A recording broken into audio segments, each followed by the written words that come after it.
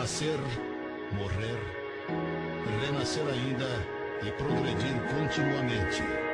Tal é a lei.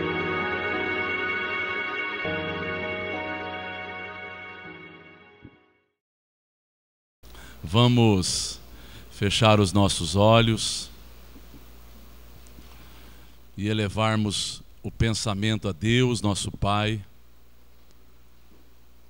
rogando a esses amigos espirituais que, em nome de Jesus, o nosso Mestre, sempre se fazem presentes, nos auxiliando, nos orientando e possibilitando o bom andamento às reuniões que se fazem simultâneas a esta, a evangelização, a mocidade e, na sequência, o passe. Que nós possamos apreender, assimilar todas essas energias, este amparo que nos chega do mais alto. E assim, contando com o amparo da espiritualidade, da Dona Emília Santos, do tio Rolandinho, da tia Bebé, da Dona Irma Ragazzi Martins, da Dona Benedita Fernandes e de tantos outros espíritos que amparam a esse ambiente, é que vamos iniciar a reunião da noite, dando graças a Deus. Que assim seja. Vamos iniciar com Vanderlei, que vai falar do Livro dos Espíritos.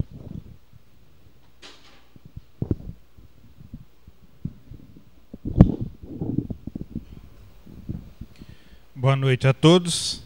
Dando prosseguimento ao estudo do Livro dos Espíritos, essa noite nós vamos estar comentando a questão 872, que é um resumo teórico da motivação das ações do homem. Conta-nos irmão X que Maria de Nazaré estando em determinado lugar, chega João muito aflito. Então ele veio trazer a Maria a notícia de que Jesus havia sido preso e as coisas não estavam sendo fáceis, mas que ele voltaria até lá para ver o que estava acontecendo realmente e que depois viria para trazer mais notícias. Então Maria, naquele instante, ela fecha os olhos, ora e, numa súplica ao Pai, ela entrega todos os sofrimentos daquele momento. As angústias de uma mãe, vendo o seu filho em perigo, rememorando os tempos em que Jesus, o seu menino, ainda era carregado em seu colo. Um pouco depois chega João e diz que as coisas estavam piores do que eles pensavam, porque Jesus estava prestes a ser crucificado. Então Maria pensou: mas Deus, que é todo misericórdia, certamente há de socorrer o meu filho. Não, ele não será crucificado. Então ela se entregou numa longa súplica, pedindo ao Pai para que pudesse libertar o seu filho. Afinal de contas, ele não era inocente? Ele que viera trazer à humanidade uma luz tão brilhante que nada no mundo apagaria? Não, ela não acreditava nisso. Ela tinha convicção que o seu filho seria liberto. Então, já cansada de esperar, ela toma de um manto discreto e sai à rua.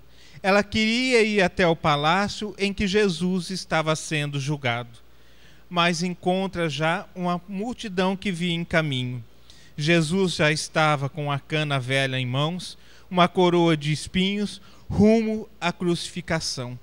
Naquele momento, seu coração sangrou. Ela vendo seu filho daquele jeito, então ela se questiona: acaso ele não é justo?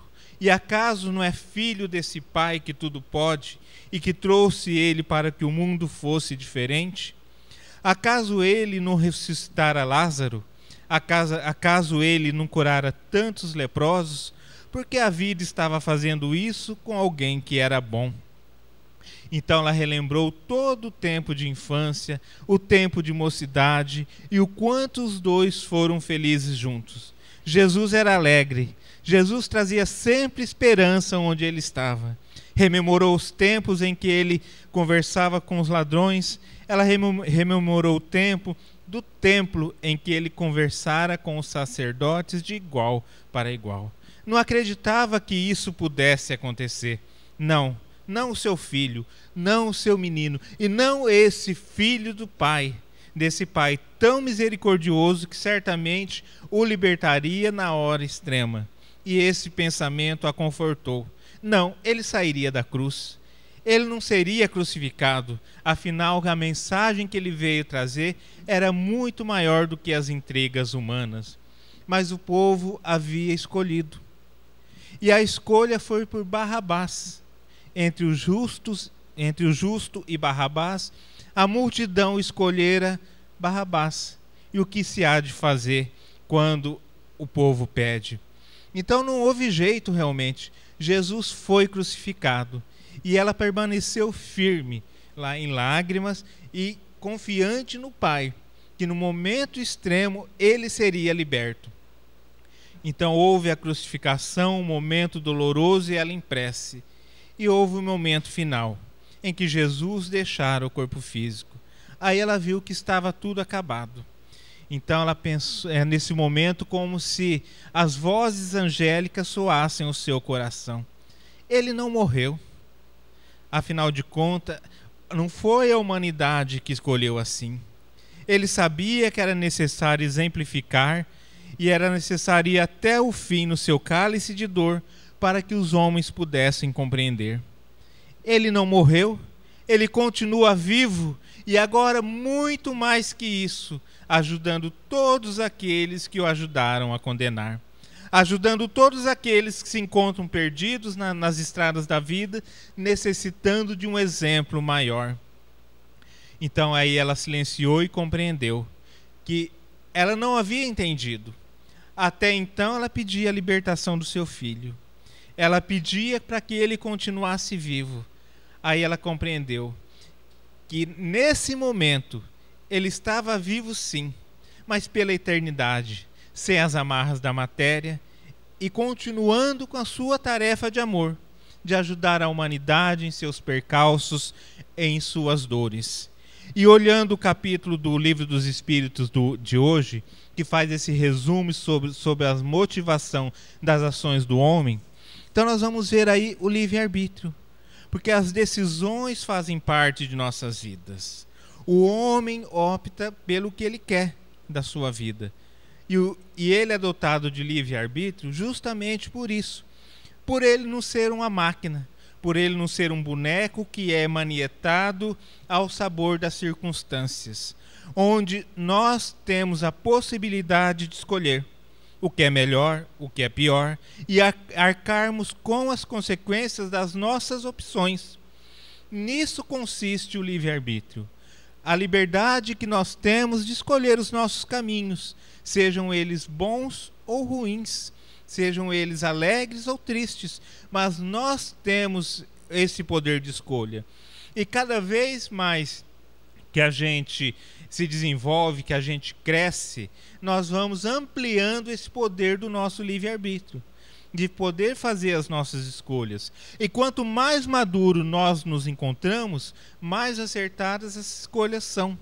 Então aqueles que aplaudiram e condenaram Jesus à crucificação e que liberte Barrabás, era uma população imatura, nós mesmos imaturos que condenamos Jesus à crucificação e continuamos crucificando Jesus até hoje, de outras maneiras, mas continuamos ainda. Então, com o desenvolvimento, o homem vai criando novas perspectivas, ele vai ampliando a sua visão e consegue fazer as escolhas mais acertadas. Mas esse desenvolvimento não pode ser somente o material. Ele precisa ser moral. É necessário que nesses embates, que nas escolhas certas e erradas, nós vamos criando as nossas bases para que nós possamos olhar com mais madureza as coisas que estão à nossa volta. E as nossas decisões serem mais acertadas, serem mais no campo moral. Onde a gente avalia o outro, onde a gente avalia nós mesmos, onde nós avaliamos o ambiente em que nós nos encontramos, para que as nossas decisões não sejam prejudiciais a ninguém. Porque senão, se a gente imaginasse uma coisa fatalista, em determinados momentos, quando a gente vê que alguém desencarnou, a gente fala, coitado, morreu. Né? Ou então a gente fala, que fatalidade. Será que é realmente uma fatalidade? Porque nós precisamos entender em que contexto a fatalidade ela se expressa. Porque muitas vezes aquilo que é fatalidade é o tempo certo, é o momento programado.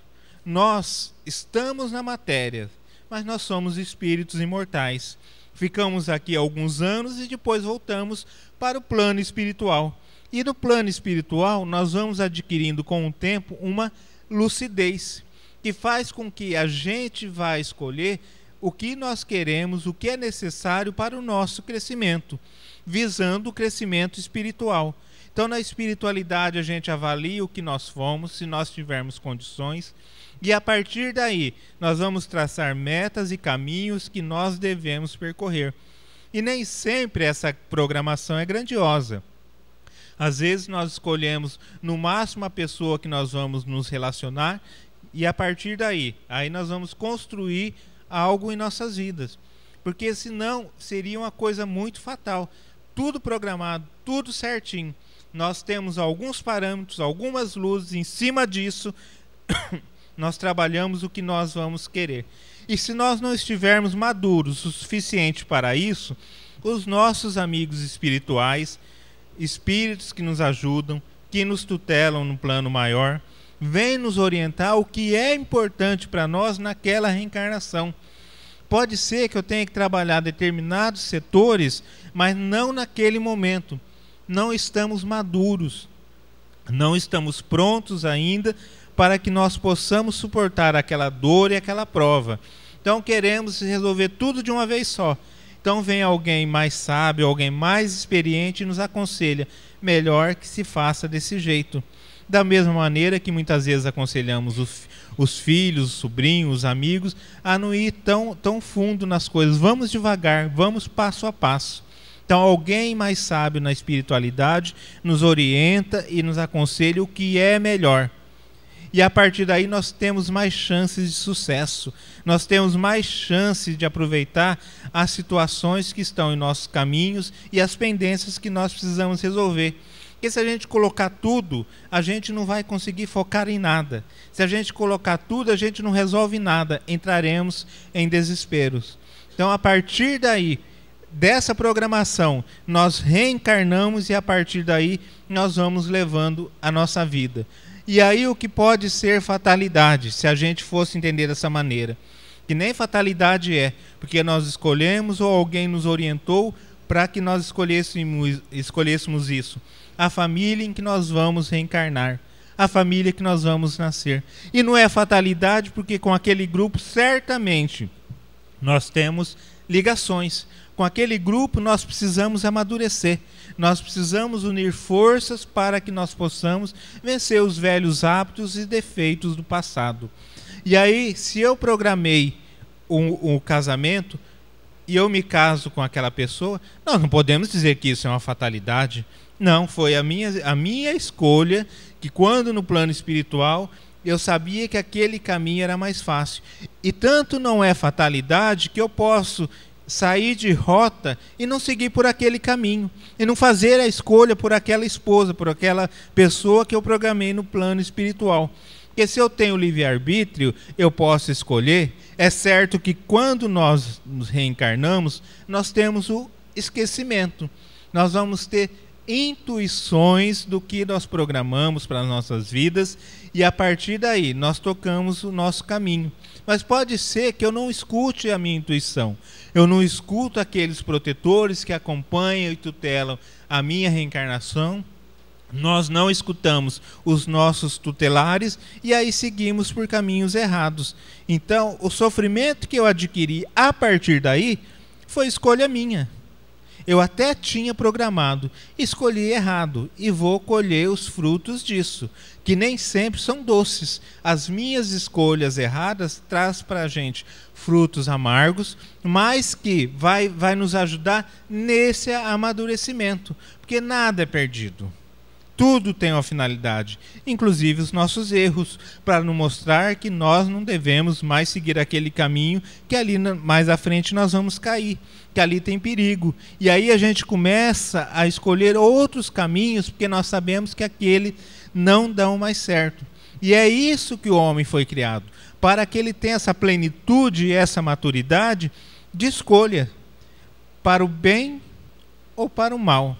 O ideal é que seja para o bem. Porque quando a gente se motiva para o bem, nós vamos ver que um progresso muito grande se realiza. A gente faz conquistas maravilhosas e conquistas no âmbito espiritual. A gente começa a entender o ser humano e começa a perdoá-lo mais. E a gente começa a se perdoar também, porque entende que apesar de um certo avanço, nós estamos ainda coroados de erros. Precisamos mudar muito, crescer muito, amadurecer muito para que nós possamos vencer esses pendores. Mas é assim que se faz. É a partir daí. É com essa conscientização. São com pequenas ações no bem que depois nós, sem percebermos, vamos estar fazendo coisas maiores. É com pequenas caridades que depois as nossas ações serão uma caridade a todo instante, sem nós percebermos. E que se hoje é sacrifício, fazer o bem para alguém, estender a mão para alguém, doar alguma coisa, com o passar do tempo isso vai ser uma necessidade. Porque nós somos criados para servir. Servir os que estão à nossa volta, estão necessitando da nossa ajuda e da nossa mão. Ficaremos alegres e felizes por aquilo que damos, e não por aquilo que esperamos receber. Nós vamos fazer uma construção muito maior, e essa ação no bem, cada vez mais vai nos impelir a fazer coisas maiores. E quando nós estamos equivocados, muitas vezes o poço parece não ter fim. Caímos e não encontramos ainda o final desse abismo. E as advertências que chegam a todos os instantes nos mostrando que se nós olharmos para cima, quando nós estamos lá embaixo, nós vamos ver sol. E o sol e a luz é o caminho, é a direção que nós devemos seguir. E a partir daí a gente começa esse processo de reflexão, de trabalho íntimo, em que começa a avaliar os nossos erros. E sem cair em dramas de consciência. Porque o drama de consciência segura o espírito no plano espiritual inferior até por séculos. Mas entendendo que nós somos pessoas que temos defeitos e queremos crescer. Aceitando isso e fazendo o possível para que isso possa se transformar. Muitas vezes pedindo desculpas, muitas vezes silenciando, outras vezes falando, mas o importante é que esse reconhecimento, que o caminho não está certo, que o caminho é de sofrimento, que nós devemos ter. Porque muitas vezes o orgulho nos impede de reconhecer que nós estamos errados. Que em determinados momentos não teve jeito, pisamos na bola. Mas que logo à frente é possível corrigir isso. Porque senão nós olharíamos segundo as velhas religiões que dizem que iremos para o céu ou para o inferno. Se nós não tivermos essa possibilidade de refazer caminhos, de rever posições, de revermos posturas, e a partir daí criar uma nova linha, enxergar o sol acima do buraco e sair dele porque aquela é uma diretriz, aí sim nós deveríamos descrer de Deus. Mas se nós formos olhar quando Maria pede a Deus que liberte seu filho, naquele momento de aflição de mãe, em nenhum momento ela perdeu a confiança. E quantas vezes nós perdemos? O perder essa confiança que nos leva ao desespero e muitas vezes nos leva à irracionalidade. Porque pode ser que depois do fato ocorrido, nós vamos entender que aquilo foi necessário para um bem maior. Aquelas ações que envolveram nossa vida ou que nós tomamos e que muitas vezes em determinados momentos nos faz sofrer, foi para um bem maior. Esse é um processo de maturação do espírito. Ninguém vai deixar o pântano imediatamente, mas nós vamos caminhar para o mais raso do pântano, até estar à sua margem, e a partir daí tomarmos as nossas decisões para que possamos ir numa trilha certa e encontrarmos um jardim florido, e não voltarmos novamente a um pântano, porque as nossas ilusões muitas vezes nos tira e nos leva de volta, um círculo vicioso do qual nós não queremos sair, e que precisa de maturidade, de reconhecimento, de prece, de pedido a Deus que nos ajude, dos amigos espirituais que nos tutelam, que nos orientem, nos encaminhem, para que nós possamos sair disso. As nossas motivações, as motivações do homem, ainda, infelizmente, é mais no âmbito material. No dia em que descobrir que o que vale são os talentos do Espírito, os bens do Espírito, certamente, a partir daí começa a transformação da humanidade. Que Deus nos ampare a todos.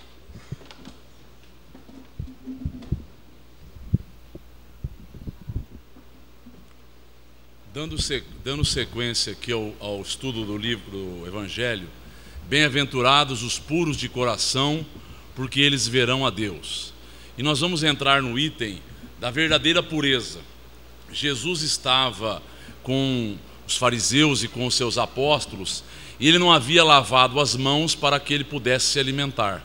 Quando ele foi repreendido por um fariseu que disse: se ele e os seus apóstolos estavam ferindo as velhas tradições. Afinal de contas, era preceito deles que antes de qualquer alimentação que eles se banhassem, que eles lavassem a mão. É um preceito higiênico, sim, mas para eles era muito mais do que isso. Era um preceito da religião deles, da pureza.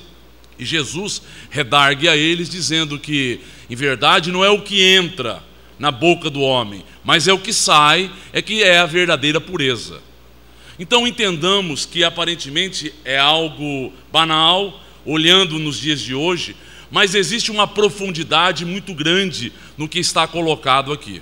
Primeiro, em todas as religiões até a época de Jesus, existia e existe até hoje uma simbologia por trás de tudo. Existe um ritualismo por trás de tudo. Ou seja, a religião exterior que é apresentada a todos nós é uma religião a qual nós ficamos presos a ela. Ou seja, as pessoas têm uma série de sacramentos. São sinais que denotam a ligação que ele está tendo com Deus, com Jesus. Então a pessoa tem um sinal na hora que nasce, através do batismo. A pessoa tem um sinal na hora que se casa. A pessoa tem um sinal nas várias circunstâncias. Então, a religião católica tem 7 sacramentos.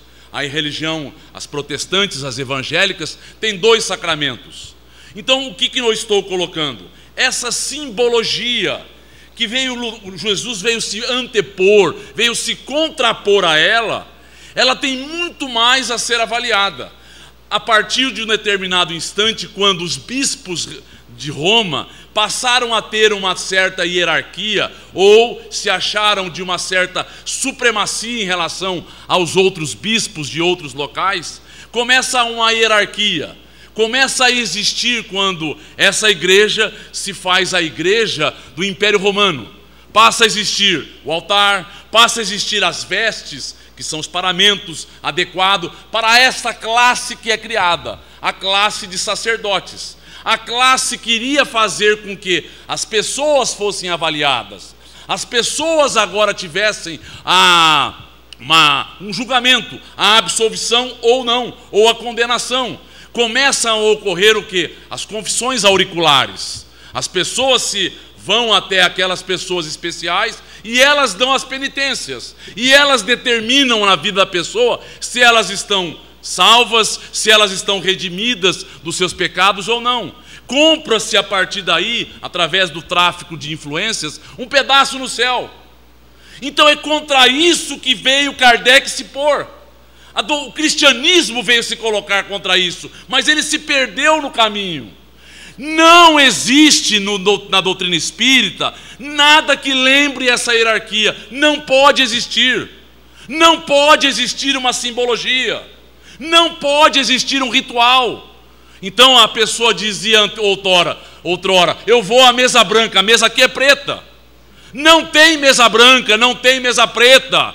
Não tem alguém determinado, não tem uma classe, uma casta específica para isso ou para aquilo. São pessoas que trabalham no seu dia. São pessoas especiais, não. Pessoas comuns. Outrora, iguais os apóstolos, que eram pescadores, simples pescadores. Não existia essa preparação. Ou seja, não existia essa especificidade que passou a existir. O que eu estou dizendo? Criamos uma dependência emocional. Essa precisa ser lutada, essa precisa ser vencida. A dependência emocional é algo que nos parou ao longo dos séculos. Ou seja, quantos não iam confessar? Quantos não precisariam de redimir os seus erros? Então, quem é que ia absolver? Era o padre, o bispo, ou é a consciência? Ou são as atitudes? Então nós precisamos entender que a doutrina espírita veio se colocar, não existe hierarquia. Existe sim alguém que tenha talentos para isso, para aquilo, boa vontade para isso ou para aquilo. Não pode existir essa dependência. Não pode, porque não nos faz crescer. Então nós não somos especiais, cada um com seus valores, cada um trocando informações, para que nós possamos lutar contra essa dependência. Então vejamos, é um atavismo que se propaga ao longo do tempo, e a doutrina espírita começa a ocorrer isso. Por que o cristianismo outrora se deturpou, se corrompeu? Porque os homens assim o fizeram. Porque eles traziam de outrora, de vidas anteriores, esses atavismos, esses símbolos. Não queriam se aprofundar, não queriam verdadeiramente viver num estado de pureza. Então, é contra isso que a doutrina espírita se coloca. Ou seja, entre eu e Deus, entre eu e Jesus, não tem intermediário. É a minha consciência e só. Nós não podemos colocar intermediários na parada. É contra isso que Kardec veio se colocar. Nós não podemos se deixar dominar por conceitos, por valores que não são nossos. Essa libertação é fundamental. Eu com a minha consciência, eu avaliando, eu sendo inspirado, eu com as minhas preces, eu com a minha fé, eu com a minha convicção, vou errar e vou acertar. Mas eu irei crescer a partir daí. A dependência cria uma classe aparentemente especial que não existe. A canonização de seres humanos não é correta. Somos seres muito semelhantes. Somos seres com muitas imperfeições. Não estamos aqui para incensar, para apupar, para aplaudir, porque somos iguais, com valores diferentes. A doutrina espírita tem algo a nos nortear: o estudo, o atendimento que nós podemos fazer pelos outros. E a partir daí, passamos a merecer um amparo maior ou menor. É o estudo que vai nos libertar. É o estudo que vai transformar a nossa vida, porque, como nos falava o Cristo, a verdade vos libertará. Amai-vos e instruí-vos, dizia Kardec. Ou seja, temos que nos relacionar bem, mas nós não podemos ficar tutelados, nós não podemos ficar escravizados, dependentes. Eu não posso conversar, eu posso, a decisão será sempre minha, a opção a ser feita será sempre minha. E eu vou ganhar com isso. E eu vou ter a partir daí maior maturidade para escolher, mas para ajudar na sequência. Ajudar tantos que virão, mas deixando com que eles façam as suas opções. Os nossos filhos, aqueles que gostam de nós, com os quais nós nos relacionamos e assim por diante. Então a doutrina espírita ela veio tirar esse contexto de subjugação emocional, de dependência emocional, que tem feito com que a religião, ao longo do tempo, elegesse uma classe, e essa classe sempre se deturpou, sempre se corrompeu. Ninguém pode viver com um poder que não é real. Não é real. Ou seja, seres humanos ouvindo coisas que não é para ouvir, determinando na vida das pessoas, ele se sente muito poderoso. E não está correto. O Cristo veio nos mostrar. É um elo de ligação. Ninguém vai ao Pai senão por mim. O Cristo nos falou. É por Ele que nós temos que buscar. Não é por outras vias. É não criar dependência com médiuns, com dirigentes, com quem quer que seja. A dependência nos faz mal. Ela faz com que fiquemos estagnados, parados. Então o que eu estou dizendo é que essa simbologia aparente não tem muita coisa, mas tem muita coisa envolvida. Nós precisamos viver a religiosidade verdadeira, a interiorização, para que tenhamos essa pureza de alma. E ter essa pureza de alma é ouvir o que nós estamos fazendo, ouvir a nossa consciência. Será que ela está nos abonando? Será que ela está nos criticando? Será que ela está pondo em dúvida? Porque ela tem voz, ela tem vez. É a partir da nossa consciência que o nosso protetor se manifesta. Deixemos com que ele fale. Ouçamos o que ele tem a nos dizer. Os valores que nós adquirimos e as coisas que estão ali inseridas junto ao nosso protetor, ele nos dirá por vias intuitivas, por vias naturais. Então é isso que Kardec veio nos mostrar. É uma religiosidade real. Emmanuel, no livro Emmanuel, ele nos fala algo muito interessante. Existem a religião e as religiões. A religião é aquela que religa o homem a Deus, sem intermediários. Religiões, elas sempre estão manifestando valores pessoais, verdades pessoais, e não é isso que nos interessa. É essa verdadeira religião, sem intromissão indevida. Então nós precisamos compreender que nós precisamos viver uma religiosidade pura, intensa, interna, verdadeira, e para isso vamos nos avaliar, vamos nos aferir a todo instante. Como é que eu tenho sido na relação humana? Como é que eu tenho sido na minha vida pessoal? Como é que eu tenho sido no meu contexto em que eu vivo? Impaciente, intolerante e assim por diante? É isso que eu preciso avaliar. Certa feita foram perguntar a Chico Xavier se deveria ou não fazer um negócio, rapaz. O Chico olhou para o rapaz, falou: como? Você está me perguntando se você deve ou não fazer tal negócio? Ele falou: quando eu tenho que fazer alguma coisa no âmbito material, Emmanuel nem está próximo, porque se ele vier, eu despeço ele. Eu tenho que tomar as minhas decisões. Eu preciso ter autonomia. Eu preciso crescer. Quando ele estava, o seu irmão doente, ele estava num estado assim de certa desconfiança, o termo não é esse, mas não estava bem. Ele orou e Emmanuel se apresenta. Ele fala: ô Emmanuel, o que está acontecendo com meu irmão? Eu estou sofrendo muito. E Emmanuel é bem claro: a dor Xavier não é maior da dor Silva, da dor B, C ou D. Ou seja, não tem privilégios. Temos méritos ou não temos méritos? Temos méritos, eles irão ajudar. Mas se nós assim termos indicações para tal. Então o que nós precisamos compreender é isso. As dores vão ocorrer na nossa vida. Os privilégios não existem. Estamos aqui não para que a espiritualidade evite problemas. Os problemas vão ocorrer. Esses valores nos darão maior subsídios, nos darão maior maturidade para passarmos pelos problemas. E não mais do que isso. Ou seja, se eu tenho que passar, se eu tenho méritos, o problema pode ser atenuado, mas vai ocorrer. E aí, vai me aferir em que ponto eu me encontro da minha fé, em que ponto eu me encontro das minhas convicções, em que ponto eu me encontro da minha vida verdadeira, que não é material. Será que eu vivo a vida espiritual ou será que eu vivo a vida material com nuances espirituais? É isso que está em jogo.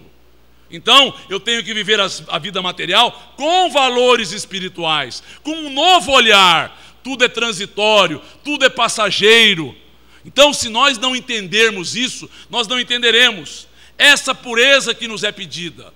E essa integração que irá ocorrer entre cada um de nós e Deus, entre cada um de nós e Jesus, entre cada um de nós e o nosso protetor, e mais ninguém. Tiremos as dependências, abdiquemos disso e possamos crescer com convicção. Certa feita, um grupo de pessoas, e nos relata isso César Carneiro, no livro Encontros com Chico Xavier. Certas pessoas foram até Chico Xavier, dizendo que eles eram orientados por um determinado rapaz, uma determinada pessoa, de uma determinada cidade. O Chico ouviu tudo aquilo e as pessoas eram bem claras. Nas dúvidas, nós consultamos aquela pessoa. Nos problemas mais cruciais, ela vai nos orientar. O Chico disse bem claramente a todos para que ouvissem: o único que pode nos orientar é o estudo através de Kardec. Esse é o abalizador da nossa vida. Ele é o libertador da nossa existência. Quando outrora foram até ele um outro grupo, e o mesmo César Carneiro relata, as pessoas estavam dizendo isso e acolá, na mesma tônica.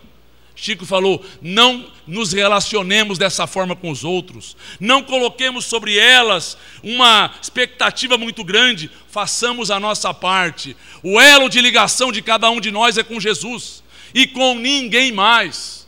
O estudo vai nos libertar, o estudo vai fazer com que nós tenhamos mais confiança, nós oremos mais, nós sejamos seres mais intuitivos, mais perceptíveis, mais sensíveis para captar o que eles querem de nós. E aí nós iremos crescer. Essa é a verdadeira pureza e não outra. É buscarmos os valores. Para isso precisamos ter humildade. Para isso precisamos reconhecer os nossos defeitos, o nosso egoísmo. E aí nós chegaremos a esse estágio que nos é pedido pela espiritualidade. Que Deus abençoe a todos nós.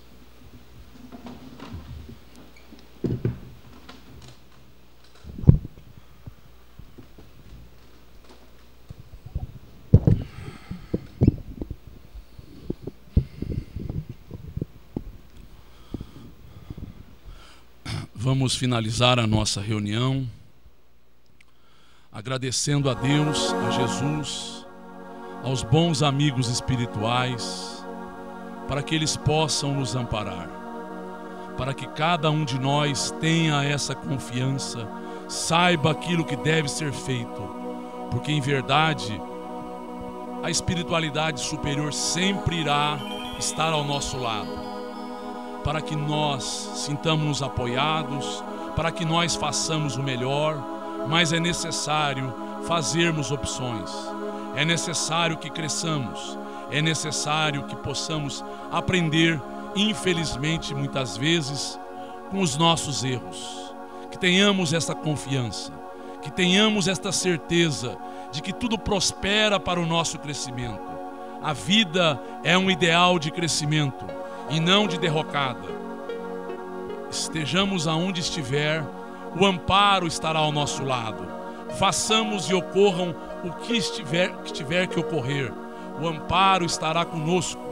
É necessário confiança, é necessário prece, é necessário muitas vezes um amparo, um auxílio, sim, mas é necessário termos esta certeza, não claudicarmos, não titubearmos, não termos dúvidas em nenhum instante.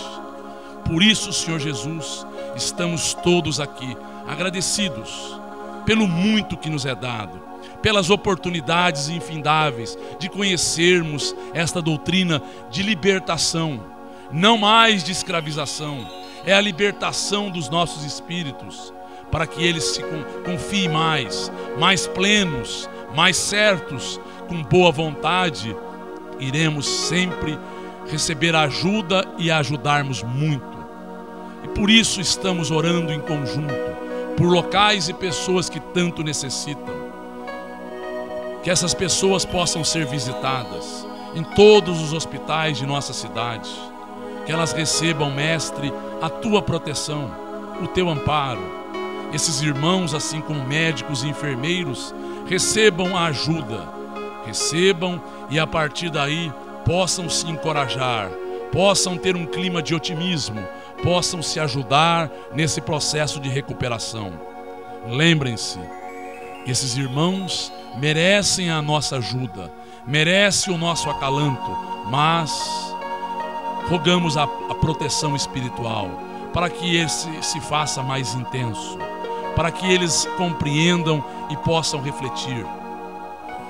Continuemos orando pelo núcleo de ressocialização e núcleo da FEBEM, que esses locais possam receber, Mestre, o teu amparo, a tua proteção.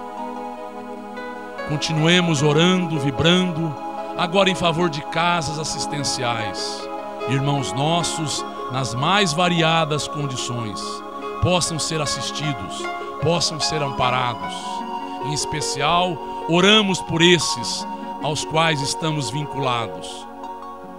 Esta casa, com as suas várias atividades, com aqueles que são beneficiados e amparados, possam receber, Senhor, o teu amparo, a tua proteção, que esses recebam estas energias e possam encorajá-los para que saiam da situação em que se encontram.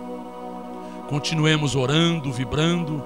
Agora vamos pedir em favor de pessoas que nos deixam nomes e endereços. Pessoas aflitas, desesperadas, possam ser assistidas, possam ser envolvidas.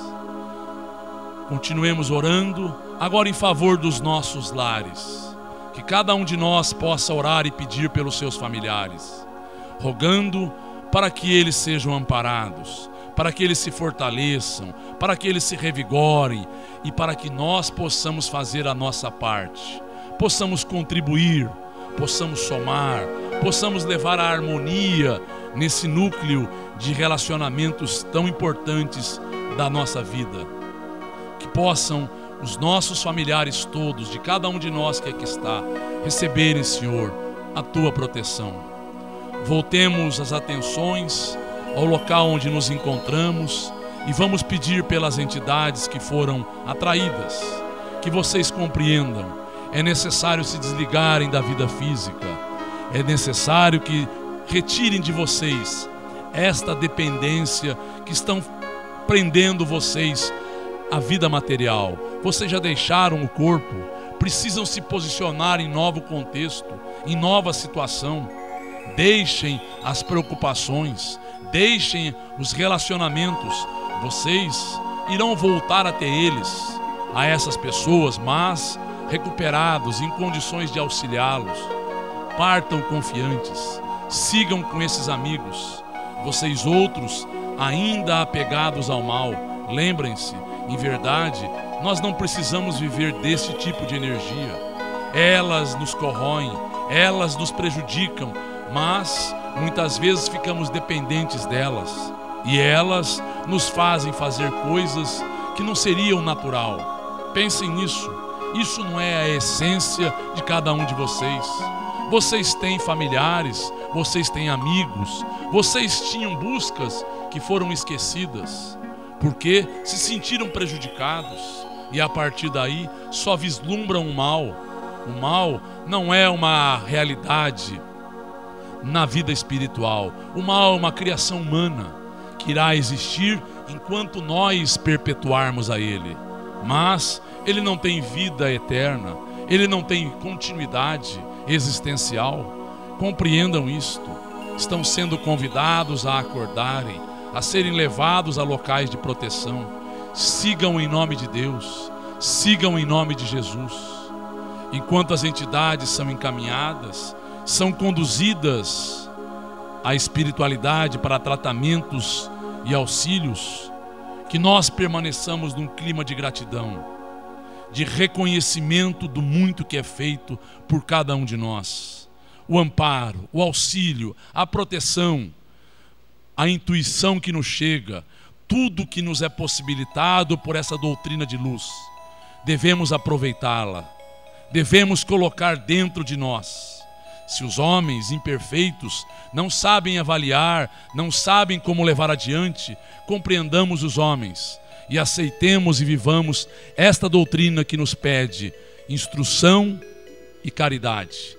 que façamos a ela, que busquemos a ela com denodo, com esforço, e ela irá impregnar as nossas vidas, e ela irá transformar o nosso ser, e nós, libertos, poderemos ajudar cada vez mais e melhor.